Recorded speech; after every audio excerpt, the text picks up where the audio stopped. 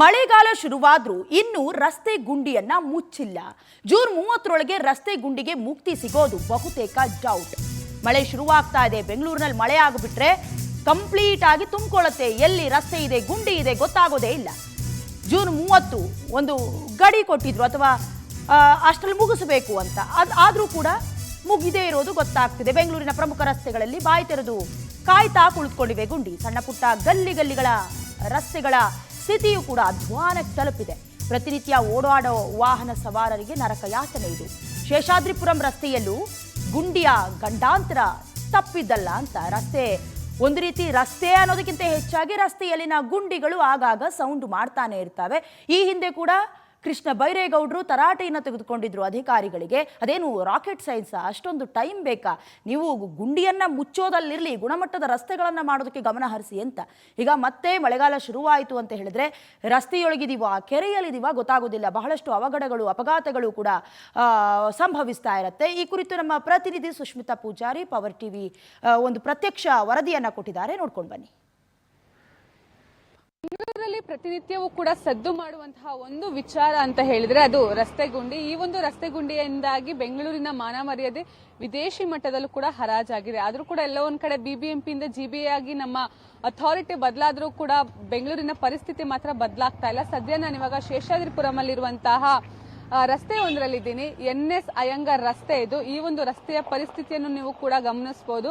ಪ್ರತಿನಿತ್ಯವೂ ಕೂಡ ಇಲ್ಲಿ ಓಡಾಡುವಂತಹ ಸಾರ್ವಜನಿಕರು ಹಾಗೆ ವಾಹನ ಸವಾರರು ಪರದಾಡುವಂತಹ ಸ್ಥಿತಿ ಇದೆ. ನೀವು ಗಮನಿಸ್ತಾ ಇರ್ಬೋದು, ಇಡೀ ರಸ್ತೆ ಕೇವಲ GBA ಏನ್ ಮಾಡುತ್ತೆ ಅಂತ ಹೇಳಿದ್ರೆ ಮೇನ್ ರೋಡ್ ಗಳನ್ನ ಮುಚ್ಚಿ ಹಾಕತ್ತೆ. ಆದ್ರೆ ಇಲ್ಲಿರುವಂತಹ ಸಣ್ಣ ಪುಟ್ಟ ಗಲ್ಲಿ ರಸ್ತೆಗಳ ಪರಿಸ್ಥಿತಿ ಕೂಡ ನೀವು ಗಮನಿಸ್ತಾ ಇರ್ಬೋದು ಎಷ್ಟರ ಮಟ್ಟಿಗೆ ಹಾಳಾಗಿದೆ ಅಂತ ಹೇಳಿ. ಕೆಲವೊಂದಿಷ್ಟು ಕಾಮಗಾರಿ ಕೂಡ ಈ ಒಂದು ರಸ್ತೆಗಳಲ್ಲಿ ಆಗತ್ತೆ. ಕಾಮಗಾರಿ ಆದ ನಂತರ ಅದಕ್ಕೆ ಒಂದು ತಾಂಬರನ್ನ ಹಾಕಬೇಕು ಅಥವಾ ಅದಕ್ಕೆ ಒಂದು ವೈಟ್ ಟ್ಯಾಪಿಂಗ್ ಅನ್ನ ಮಾಡಬೇಕು ಅನ್ನುವಂತಹ ಕನಿಷ್ಠ ಪ್ರಜ್ಞೆಯನ್ನು ಕೂಡ GBA ಅಥಾರಿಟಿ ಇಟ್ಕೊಂಡಿಲ್ಲ ಅನ್ನೋದು ನಿಜಕ್ಕೂ ಕೂಡ ನಾಚಿಕೆಗೇಡಿನ ವಿಚಾರ. ನೀವು ಇಲ್ಲಿ ಗಮನಿಸ್ತಾ ಇರ್ಬೋದು, ಬೆಂಗಳೂರಿನಲ್ಲಿರುವಂತಹ ರಸ್ತೆ ಗುಂಡಿಗಳನ್ನ ಜೂನ್ 30ರೊಳಗೆ ಮುಗಿಸ್ತೀವಿ ಅಂತ ಹೇಳಿ ಇವಾಗ ಆಲ್ರೆಡಿ ಕಮಿಷನರ್ ಒಂದು ಡೆಡ್ ಲೈನ್ ಅನ್ನ ಇಟ್ಕೊಂಡಿದ್ದಾರೆ.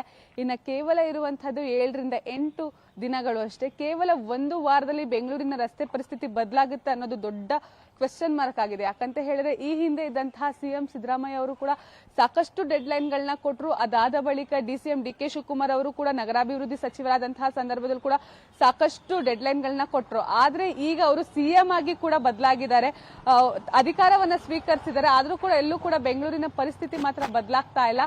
ಕಾದ್ ನೋಡ್ಬೇಕಾಗಿದೆ. ಇನ್ನು ಏನು ಕಮಿಷನ್ ಒಂದು ಡೆಡ್ ಲೈನ್ ಅನ್ನ ಕೊಟ್ಟಿದ್ದಾರೆ. ಹೀಗಾಗಿ ಕಾದ್ ನೋಡ್ಬೇಕಾಗಿದೆ, ಒಂದು ವಾರದಲ್ಲಿ ಬೆಂಗಳೂರಿನಲ್ಲಿರುವಂತಹ ರಸ್ತೆ ಗುಂಡಿಗಳಿಗೆ ಮುಕ್ತಿ ಸಿಗತ್ತಾ ಅಂತ ಹೇಳಿ. ಕ್ಯಾಮರಾ ಪರ್ಸನ್ ಪ್ರಶಾಂತ್ ಜೊತೆ ಸುಷ್ಮಿತಾ ಪೂಜಾರಿ, ಪವರ್ ಟಿವಿ, ಬೆಂಗಳೂರು. ಈಗ ಬೆಂಗಳೂರಿನ ಅಲ್ಲಿ ಸ್ಥಳೀಯರೆಲ್ಲರೂ ಕೂಡ ಹೇಳ್ತಾ ಇರೋದು ಅದೇ, ಶಾಶ್ವತ ಪರಿಹಾರ ಕೊಡಿ, ನಿರ್ವಹಣೆ ಸರಿಯಾಗಿ ಮಾಡಿ.